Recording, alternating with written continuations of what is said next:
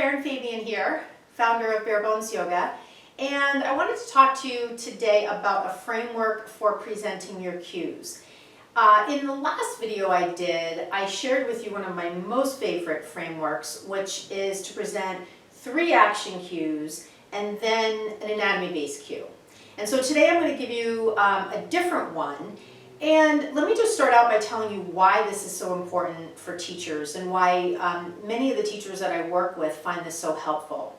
So I want you to imagine yourself stepping into class and you've got all this information you want to share, and of course the template through which you're going to share it is the sequence. And the vehicle through which you're going to share what you want them to do are the cues.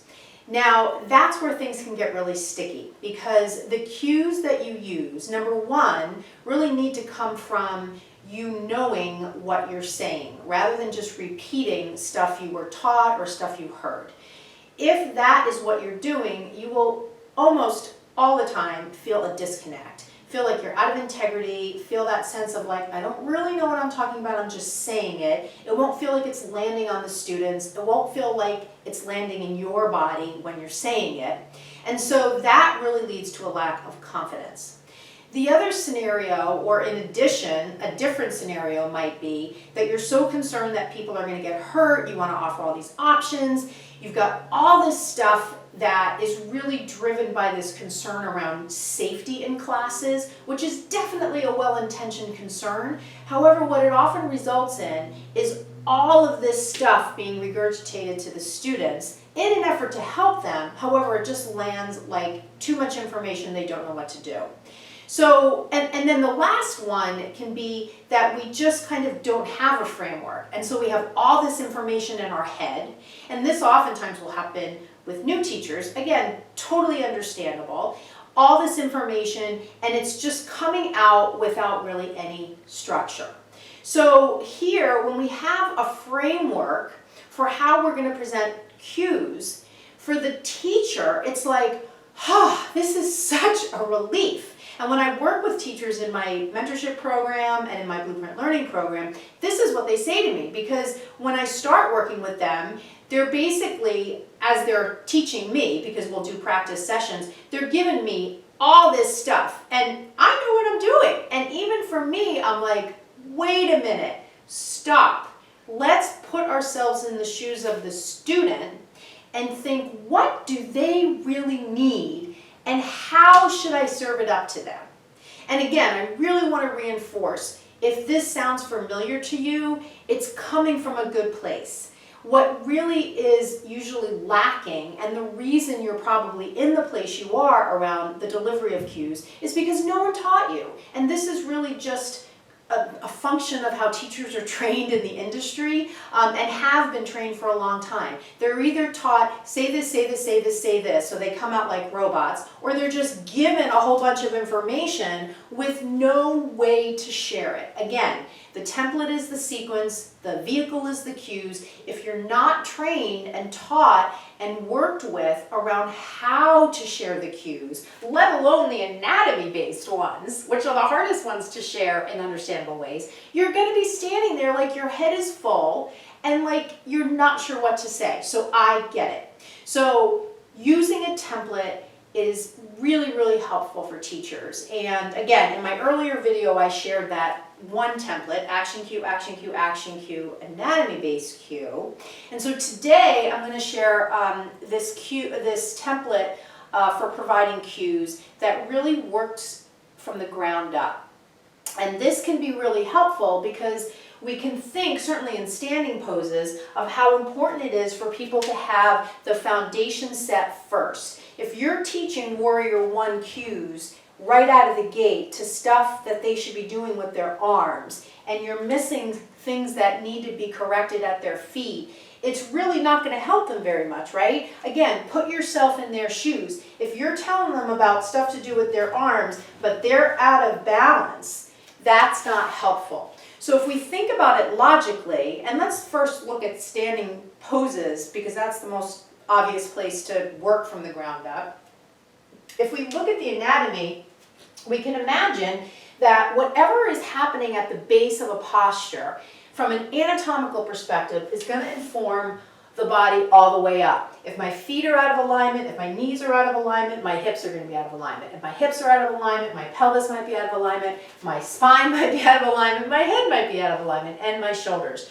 So this is why working up the chain, right, up the kinetic chain can be so helpful for your students and for you, because now you've got this template. You don't have to go in there and feel like you're regurgitating everything and there's no organization to it. So let me give you an example. I'll start with Warrior 1. So let's just do the action cues to get a minute. Step your right foot forward, drop your back foot, reach your arms up to the sky. So I got them in it. So now I can add a little bit using this template of teaching from the ground up. Root your feet firmly into the ground. Step your front foot a little to the side, to the right side. See if that width gives you more steadiness. Center your hips to the front of the mat. Open through your heart center. Reach your arms all the way up.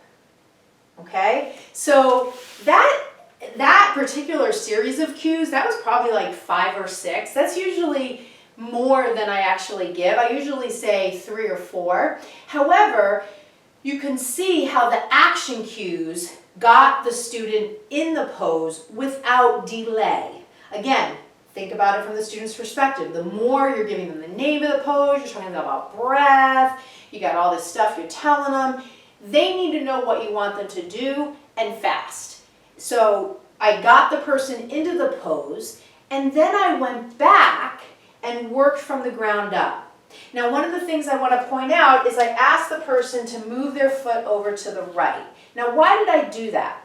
Well, I have a very specific reason. One of the things I like to reinforce with postures is the idea that wider is steadier, narrower is not. Longer is stretchier, shorter is not. And I think you'll see that in Warrior 1, if narrower is heel to heel, that's a lot less steady and requires a lot more balance on the part of the student. If I take it wider, steadier. If I take it shorter, steadier.